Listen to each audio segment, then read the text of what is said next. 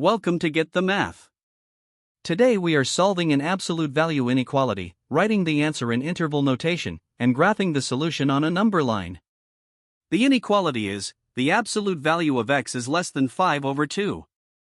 Before we solve, let's review the key rule for absolute value inequalities with a less than symbol. Key rule: if the absolute value of x is less than k, and k is positive, then x is between negative k and k. We write this as, negative k is less than x, which is less than k. This is called a compound inequality, or an inequality. The solution is all numbers whose distance from 0 is less than k. Now let's apply this rule to our problem. The absolute value of x is less than 5 over 2. K equals 5 over 2, which is positive. Good. The rule applies. Step 1, write the compound inequality. Negative 5 over 2 is less than x, which is less than 5 over 2. That's it.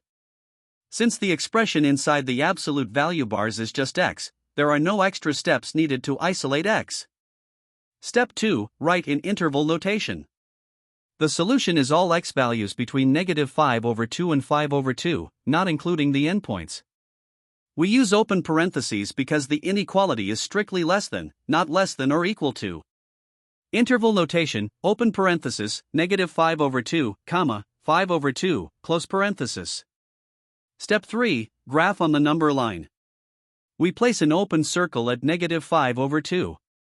Negative 5 over 2 equals negative 2.5, which is between negative 3 and negative 2. We place an open circle at 5 over 2.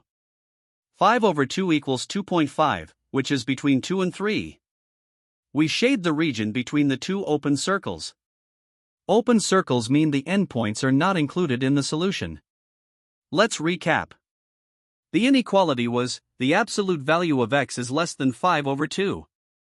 Key rule, less than means and, giving a compound inequality.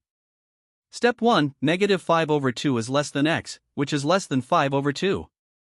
Step 2, interval notation is open parenthesis, negative 5 over 2. Comma, 5 over 2, close parenthesis. Step 3, open circles at negative 2.5 and 2.5, shaded between them. Remember, less than gives a bounded solution between two values. In the next video, we will see what happens with greater than. If this video helped you, hit like and subscribe for more math lessons every week. Visit us at getthemath.net for more practice problems and tutorials. See you in the next one.